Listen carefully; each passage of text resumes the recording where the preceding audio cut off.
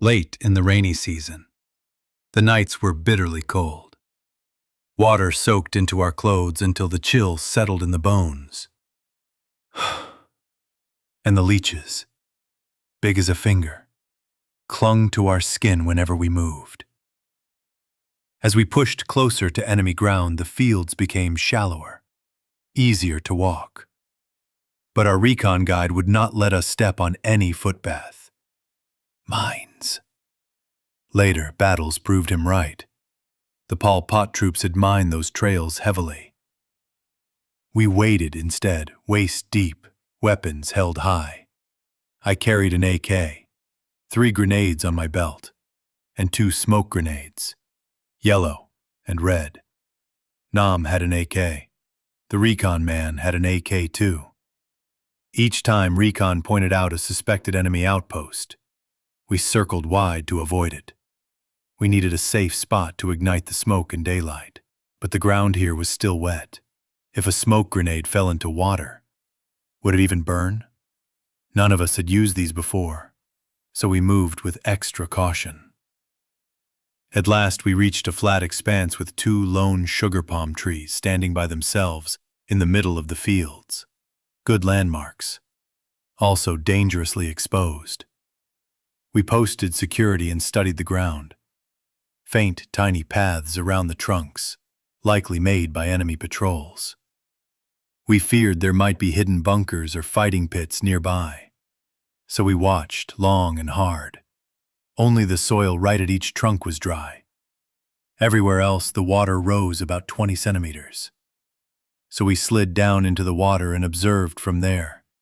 Bodies submerged, faces barely above the surface. Before lighting the smoke, we set contingencies. If we were spotted, which direction to break contact. If escape failed, we would stay hidden until night before withdrawing across the open. Movement on the horizon. From the Cambodian side, 2 Khmer Rouge soldiers advanced toward the palms. One carried a very long rifle. The other had an AK and a pair of binoculars slung at his chest. They reached the trees and stopped, pointing up into the fronds, talking in low voices. Then one of them started to climb. Nam leaned to my ear. "Sniper," he breathed. "That long gun. He's a sniper." The water pressed cold against my ribs. My fingers tightened on the AK. We hadn't lit the smoke yet. Every sound was sharp. The scrape of boots on bark, the ripple of dark water, my own breath. We held our fire, waited for the moment, and prepared for whatever came next. The sniper's rifle looked impossibly long. From where we lay hidden, about 35 meters away, it was clear. If we chose, we could drop both of them with ease. One soldier, the one with binoculars, climbed the sugar palm. The 3 of us, me, Nam, and the recon officer, watched in silence, waiting to see what he would do. The recon man, more experienced than us, whispered, "Don't shoot. Killing them is easy. But after that, how will we escape?" Nam and I exchanged glances. We were young, hot-blooded. For us, it was simple. Raise the rifle, pull the trigger, end it here. But Recon thought differently. He was cautious, thinking about the larger mission. For 10 minutes, the man up the tree scanned the fields through his binoculars. Finally, he climbed back down. They settled at the base of the palms, setting the sniper rifle against the trunk, lighting cigarettes. The smoke drifted across the field, strangely sweet. Nam nudged me. "Let's just shoot them, Cam. Kill them and run." I hesitated. We were carrying the 2 smoke grenades, and our orders were clear. Ignite the smoke to mark the target for airstrikes. If we abandoned that, we would fail the mission. Still, the temptation was strong. 2 enemy soldiers, vulnerable, right there. The chance to strike first. We argued in hushed whispers, crouched in the cold water. Nam's plan was reckless, but tempting. Shoot them, then fall back a short distance, ignite the smoke, and run. The recon officer shook his head, firmly. Too dangerous. We'll never drag prisoners back alive. Better to kill them clean. At last, he gave the order, low voice. We eliminate them. If we manage the smoke, good. If not, so be it. We crawled closer, splitting our approach into 3 angles, flanking from the sides and center. The tension was suffocating. My finger rested on the trigger, heart pounding. Then, Nam raised his AK. His burst cut down the sniper instantly, the long rifle slipping into the dirt. The recon man fired next, his round slamming into the second soldier before he could react. I followed with my own shots to make sure both were finished. Silence. We froze, waiting, ears straining for any response from nearby enemy outposts. Nothing. Only the ripple of water, the faint drift of cigarette smoke. We stayed in place, bodies pressed to the mud for half an hour, listening. No shouts, no return fire. Finally, we moved. We stripped the enemy rifles, pulled back a short distance, and prepared to ignite the smoke grenades, still uncertain if they would even burn after being submerged in water. Pause. Tense. We made our decision. Nam and the recon man kept watch below while I climbed the tall sugar palm. The 2 smoke grenades, one yellow, one red, were tied to my belt. At the top I saw signs that chilled me. The Khmer Rouge sniper had been here many times. He had even built a small platform among the fronds, a place to sit, to lie down, maybe even sleep. From up there, the view stretched across the whole flatland. Perfect for a sniper. I wedged the grenades into place. Caution won over orders. Instead of lighting them in 2 separate spots, I ignited them both on this one tree. Safety first. The first grenade fizzled. Nothing. The second caught with a sudden hiss. Yellow smoke poured upward, thick and bright against the sky. I slid back down fast. We regrouped and began our withdrawal. The recon man insisted we not retrace our path, firmly. Never go back the same way. So we cut at a sharp angle, 300 meters across open water, then turned again, moving straight toward friendly ground. Behind us, the column of yellow smoke rose higher, curling in the wind, clear as a beacon. We had gone nearly 800 meters when I looked back. The yellow smoke still boiled skyward, impossible to miss. The red grenade had failed, but the yellow. It was enough. 15 minutes later, the roar came. Our fighter planes appeared overhead, circling, then diving. I couldn't tell if they were MiGs or something else, but I knew the sound. One strike, then another. The earth shook.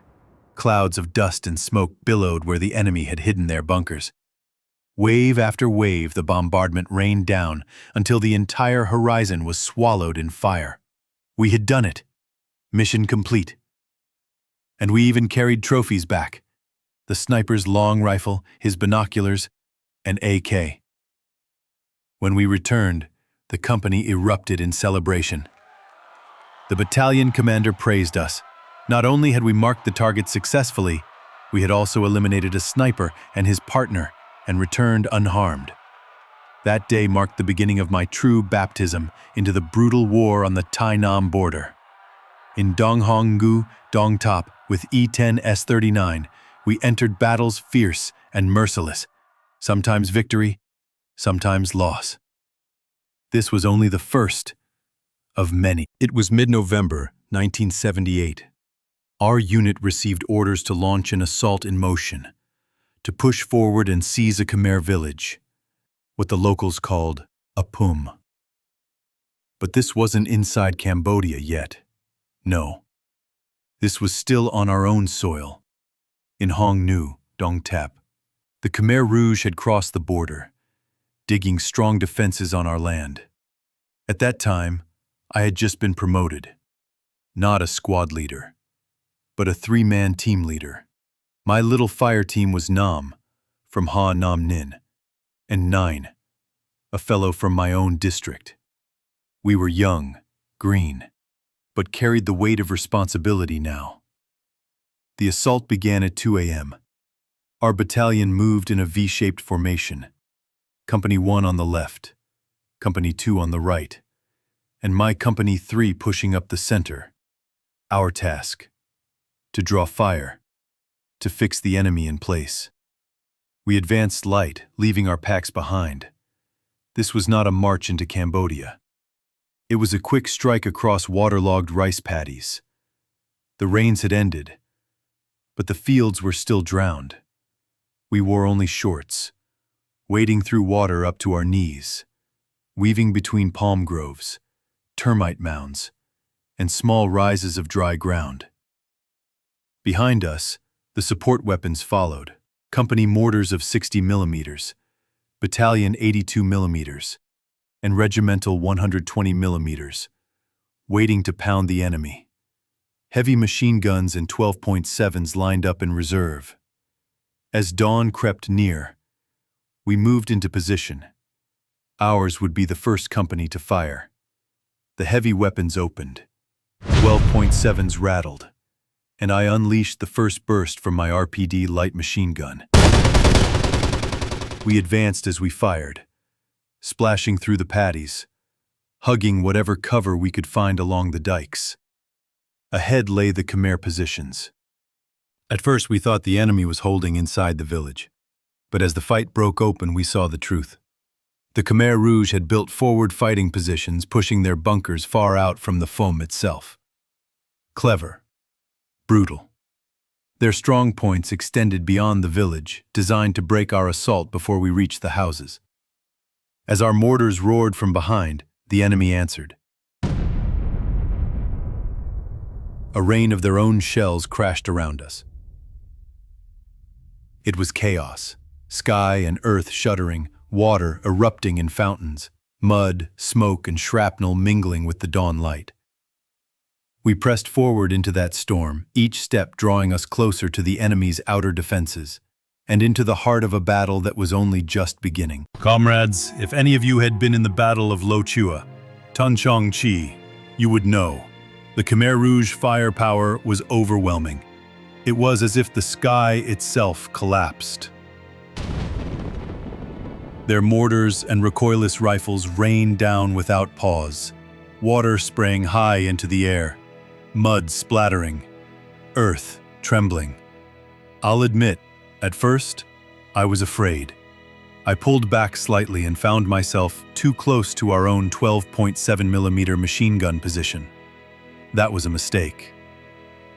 The enemy had already calculated their ranges. Their DK-75s and DK-82s zeroed straight onto our 12.7 nest.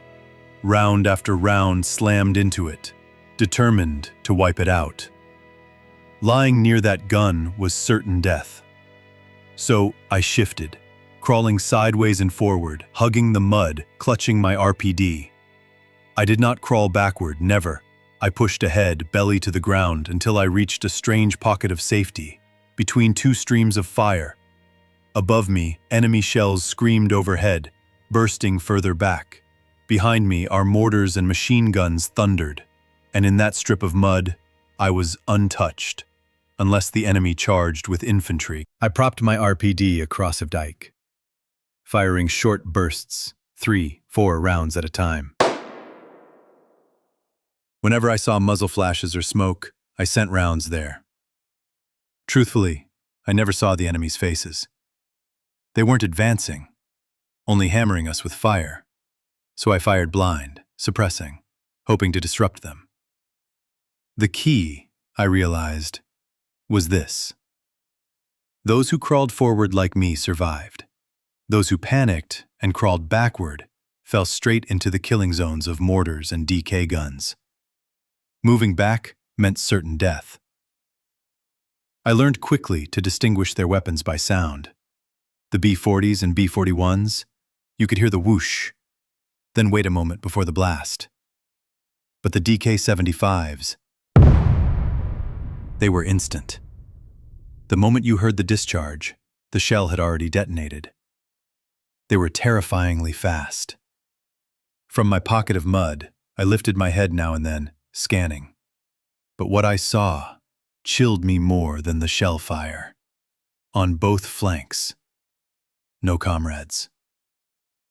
The companies on either side had been beaten back by the storm of fire. I was alone, far forward, cut off. To my right, the first company, under Comrade Thang, was also locked in chaos. The battlefield there was a rolling wall of smoke and fire. To my left, nothing but churned mud and silence. In that moment, I realized I was the only man left, still lying ahead, face to face with the storm. The battlefield roared with enemy guns. I could no longer hear much fire from our side, only the pounding of Khmer Rouge weapons. A chill ran through me. Had our lines collapsed? If they overran this ground, they would either shoot me where I lay or capture me alive. Still, I kept firing bursts from my RPD into flashes of light and trails of smoke, blindly suppressing wherever enemy fire burned. Then, movement. 50 meters ahead, I saw a figure, one of ours. A comrade was running erratically across the dikes, shouting, stumbling like a man possessed. He collapsed onto the mud, sprawled out on the paddy ridge. I squinted, unsure, until I realized it was a soldier of our own. Behind me, 10 meters back, Nam was lying low with his AK. "Shoot, Nam," I hissed. He shook his head. "I can't see them. The enemy's fire is too thick. Stick your head up and you'll lose it. Don't shoot." I pointed forward. "One of ours is down. 50 meters ahead." Nam cursed softly. "If you go up there, Cam, you'll die. Carrying him back will kill you both." But I couldn't leave him. So I made a decision. I handed Nam my RPD and took his AK. "You cover me," I told him. "If anything moves, you fire. I'll crawl forward." Nam glared at me. "Crawl, Cam. Crawl low. If you stand, you're finished. Their rifles are cutting the air barely 200 meters out." He was right. The rounds screamed past so close I could hear the hiss, the snap, the thud of bullets striking mud. Some skimmed my ears, making that terrifying chew-chew sound before punching into the dikes. I pressed into the muck and crawled forward, inch by inch, using the ridges of the paddies for cover. Finally, I reached the fallen soldier. I rolled him over. It was Comrade Thang, a man from my own home district.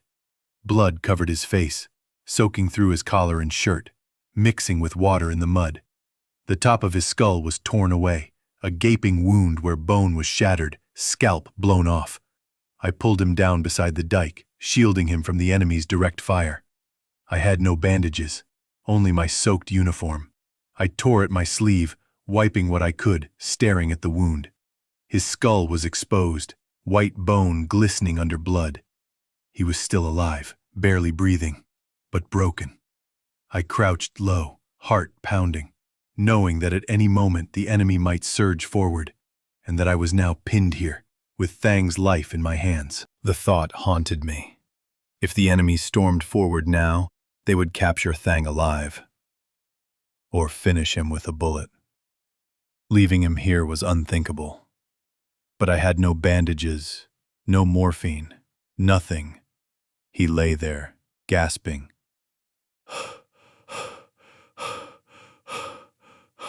Eyes rolled back, whites showing, his body trembling. It was terrifying to watch. Dragging him through the flooded mud was impossible. There was only one way: carry him.